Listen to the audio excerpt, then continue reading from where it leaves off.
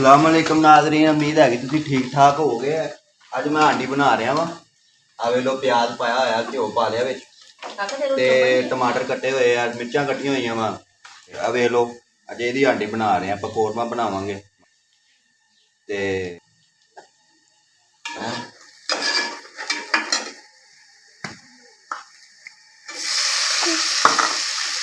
टमाटर मिर्चां पा दियां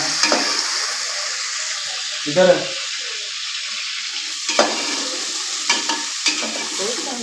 टमाटर मिर्चां पा दियां वधिया मिर्चां दे हथ पे जरूरत जिहड़ी हैगी जिन्नी कि तुसीं पाउणी आ। असीं तां खाने भाई बहुत ज़्यादा वा, बस थल्लों दी धुआं निकले।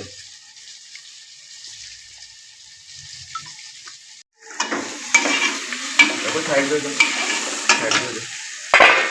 पानी पा दिए भाजी, पानी पा दिए ना हो सड़ जाए, बहुता पै गया पानी अब है। नमक देखो जी, नमक आ गया अपने नमक नमक नमक ज़्यादा पा दिया तो गालां पै जानियां बुढ़े कोलों। इन्ना ही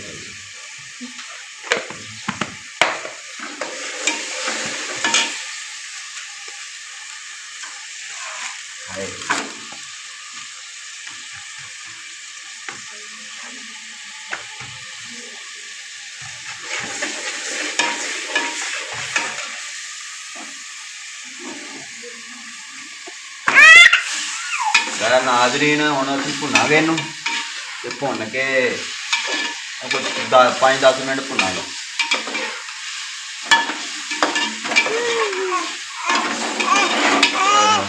वाह जी वाह, वाह जी वाह,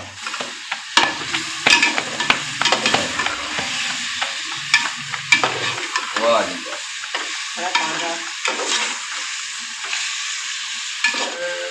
पानी भी डाल दिए थोड़ा जा बस होना जरा तो पानी डालना।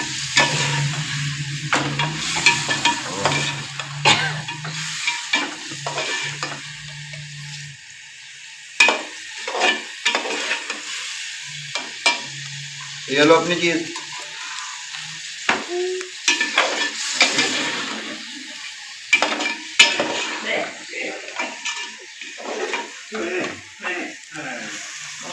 नाज़रीन, साडी जिहड़ा सालन पक गया वा ते तुहानूं उम्मीद हैगी आ साडी वीडियो तुहानूं पसंद आई होएगी।